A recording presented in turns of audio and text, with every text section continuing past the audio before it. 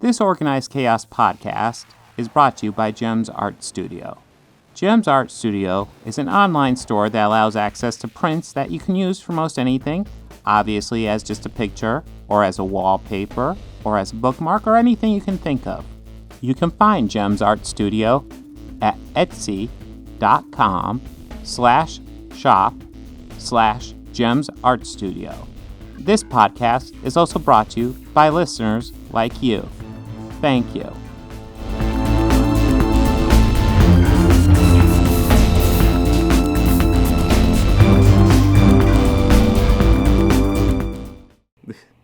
Now, I know you didn't see Black Widow, but you did see Loki. Yes, I did. What did you think of that season finale?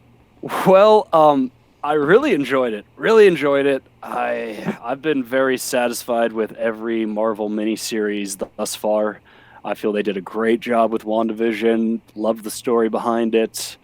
Captain and Winter Soldier. I loved because I've already loved the Captain America movies. They are my favorite of the MCU's. Loki was great. I haven't been disappointed since the first episode. The entire series, I've really felt it being very Doctor Who inspired with the themes of it. And obviously they're dealing with time travel per se, alternate realities, multiverse. I get a lot of Doctor Who elements of that. And that may just be me, but I really felt that they've been leaning harder into that these last few episodes. This last one, though, I have one complaint, and it's just that I have to wait for a season 2. Yeah. Like, that's my biggest complaint about it. I felt that they did dump a lot of exposition. But I know they're building up for what's next. They're building, and that's to be expected. But I kind of felt they should have saved that for the second to last episode and had the Loki battle royal followed up by the meeting of the gatekeeper. Well, now that we officially know this is going to have a second season, this is going to be the first Disney Plus series, I believe, to have any sort of like continuous seasons. It feels to me that this whole first season was nothing more than a setup for the series. So it might essentially just be like Loki's adventures through alternate realities and time. It might be Marvel's Doctor Who. It really might, because it seems like it's a way to keep him alive within the MCU. Yes. But not have him directly involved, I hate to say it, being Loki. Yeah. Yeah, well, let's face it. I do feel like that Loki character got played out. I like... They killed him way too much, but I did like that they finally, they gave him a whole arc, and then he was dead in Infinity War. So I was disappointed when they brought him back, but I really love what they did with this series. Yeah, I really did too. Like, you really got to see, because at that Loki that we were seeing was still before he had all that change in the timeline A. Yeah. This one, he skipped all of the other stuff that helped get him to the point where he was at Endgame, and just see what happened at Endgame and what he tried and all the events. Like that change happened instant, and I really like that about it. And Tom Hiddleston is just such a great actor. Oh yeah, he's always impressive. I knew he would be really well in a comic book role. Actually, after I watched him play Hank Williams. Yeah, he did a movie, like a biopic on Hank Williams. It's really good. Yeah. It just showed, for me, I thought it showed me that he could have like a range of just, because he was able to speak as if he was from America, born and bred, and it took me a few moments to realize, oh yeah, that's Tom Hiddleston. He doesn't speak like that normally. That's right. That's always the best, where like they disappear, and all of a sudden like you're like, hey, wait, is that person? Yeah, it wasn't until like he took a hat off in a scene, and it was like, oh, wow.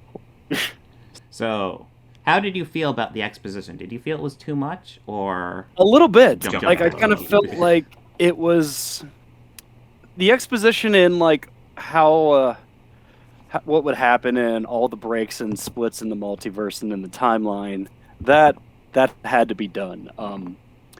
it was more of like with the exposition that was coming from the gatekeeper, and like if you do this, this will happen, and this and this. It's like, I get it. You're talking about infinite possibilities and timelines and all the different times that he had tried it. Guy, is this padding or what's going on? Yeah, I see. I liked it. It might have been a bit much, but I feel like they're clearly setting up Loki season 2, possibly more seasons. We'll see how that goes. They're definitely setting up Multiverse of Madness. Maybe No Way Home. I don't know how much multiverse stuff that will actually be involved with that movie, because there's all these rumors of all these people involved with it. There is. I've heard a lot of the speculation. I've seen a lot of the alleged set photos. Yeah. The only thing concrete on that I've read is the possibility of Andrew Garfield. Yeah. Well, that's about all. In theory, we're getting Jamie Foxx's Electro and Alfred Molina's Dr. Octopus. They're on the cast list. Now, are they the same versions? Well, definitely Dr. Octopus is dead. So I don't see how. So I don't know how this will work. Yeah, that building crushed him, and then he went into the water. Yeah. I don't know. I forget which river in New York City that one was. I want to say the Hudson, but I'm not sure. I mean, you might be able to say something with Electro survived through electricity and reconstituted himself, but Dr. Octopus is really dead. No, yeah, and if it wasn't the building and the structure of that weighed him down, I'm sure those metal arms that were attached to his back didn't help at all. No, they're great for swimming. I'm pretty sure. Spelunking. But what did you think of, what's his name? God, I should have looked that up. I think it's Jonathan Majors, the guy who played not Kang.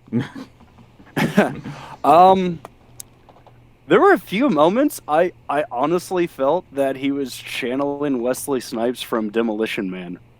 Ooh. Like just the wildness and excitement of usually how Wesley played that role in particular.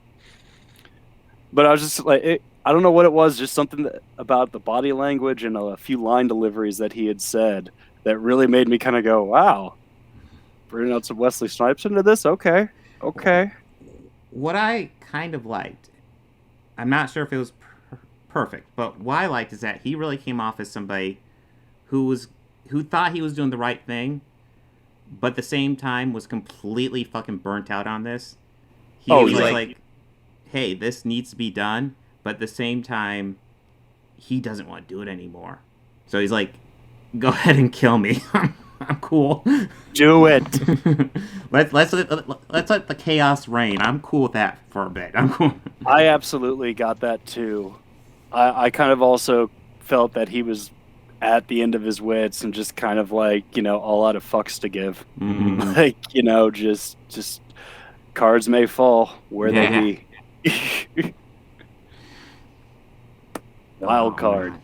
Yes. So I was looking up information on Kang. I don't know how much you know about him, the comic book Kang.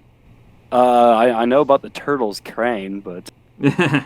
So Kang is... and then I instantly brain fart. Kang is obviously a comic book character. I didn't know that much about him. I've read like Infinity Gauntlet and all that, so I knew Thanos. Kang is someone I knew of. I don't think I've ever read a comic book where Kang's the villain, though.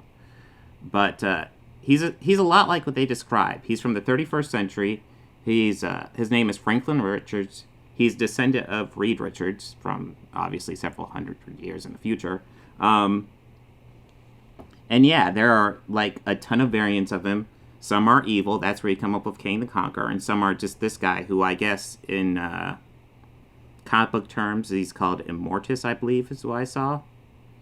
Okay. But you have all these variants. It definitely seems like a comic book type villain that you could just pull from any timeline. So, like, I actually don't see how you actually defeat him unless you do something like he did in Loki. Yeah. Because as soon as you defeat him, just another one can pop up. Huh. But yeah. Well, actually, yeah. Well, now knowing that kind of changes a few thoughts. Mm-hmm. Huh. Yeah, they could actually. I could imagine them having a lot of fun with that. Yeah. Because if he is somebody who is like a villain that you could place against anybody. And even the fact that you had mentioned he is a descendant or Reed Richards is a descendant of him, that's also a good lead-in for the Fantastic Four that should be coming soon, which I'm personally looking forward to. Yes, I believe he would be the first member of the Richards family we've seen in the MCU. So I guess they haven't made it canon yet that he's a Richards, but I imagine they will. I mean, I mean that isn't something that they said in the show either, but that is, that's exciting. Hopefully, it's better than the last Fantastic Four venture. Oh, Four Stick was great. I don't know what you're talking about. Oh man, I don't know. It's sad. It is sad when the most entertaining Fantastic Four movie was the old Roger Corman one. Yeah. Have you seen that one? Yes, I have. Oh, I was gonna say it's worth a watch. It's not good at all. It's terrible. terrible. I said I loved these movies. Yes, yes, I have. Bad movie. I mean, Roger Corman. Yes, I don't care. Sold. Yeah. That is a shut up and take my money. Do it. Yeah. Yeah, he actually made a movie. He made a Little Shop of Horrors, an old black and white version. Yes, and that featured Jack Nicholson. Very briefly, yes. Very briefly, in a very, very early role for Jack. I think I saw that last year. It's not a very long movie. Obviously, the Rick Moranis one's more famous now. Well, yeah, that one is far more famous and, has far, I guess, more star-studded. Because it has, like John Candy? Yeah. Steve Martin and Rick Moranis. I believe it's Bill Murray in the Jack Nicholson role there. And it's also weirder, too. Yeah, Bill Murray. Much weirder. Jack Nicholson was just a guy, pretty much, in the movie, and Bill Murray's like, who just loved to scream a lot. Yeah. All right, so oh yes, the one thing I want to bring about Kang that I thought was really interesting, he has no superpowers at all. He just is super smart. He has lots of technology as back. He has a super suit, essentially like an Iron Man style suit from the 31st century. But no superpowers. Like the stuff he was doing in the show, just because he knows how to travel through time and could predict stuff. That's all that was. Huh. Well. So yeah. So it wasn't like a Doctor Strange sort of thing to where he is like, going through and looking at all the different timelines, like how Doctor Strange was doing it in Infinity War. Yeah. So okay. That brings up an interesting question, and I guess the answer doesn't matter, but it does. How do you think? Because this guy's essentially saying there's one timeline, we're keeping one. But then my family and I are all discussing how are there variants if there's only one timeline. It seems more likely he's keeping a timeline isolated, and now just kind of branching out. They're all invading each other. Yeah. Yeah, because I was thinking if he had gotten variants to fill that entire time agency. Mm-hmm. Yeah, that I started thinking about this actually last night. So I was thinking, how many different universes could there be for him to pull a variant in order to fill that entire building? Yeah. So let's just rough estimate. Let's just call it an even million.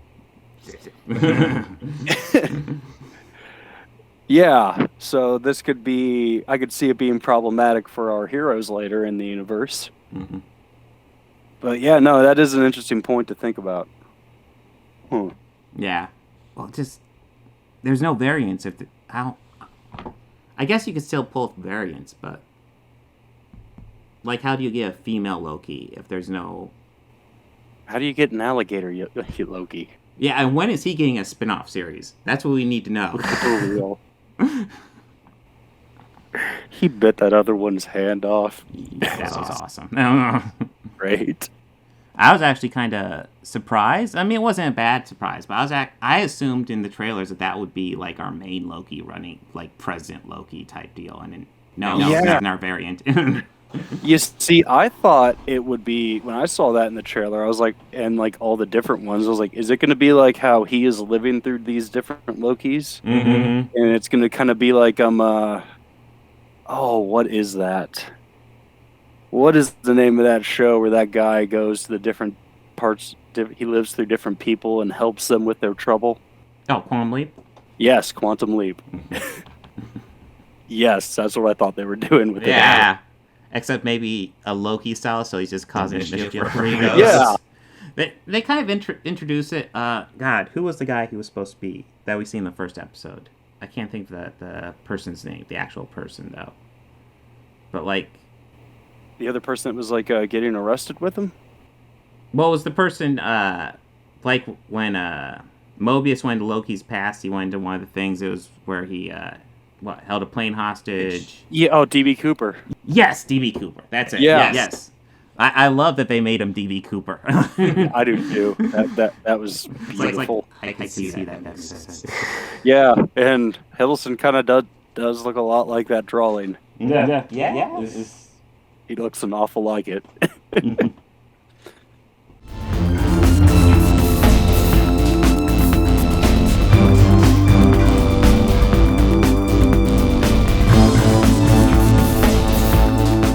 I want to go ahead and add some audio credits at the end here.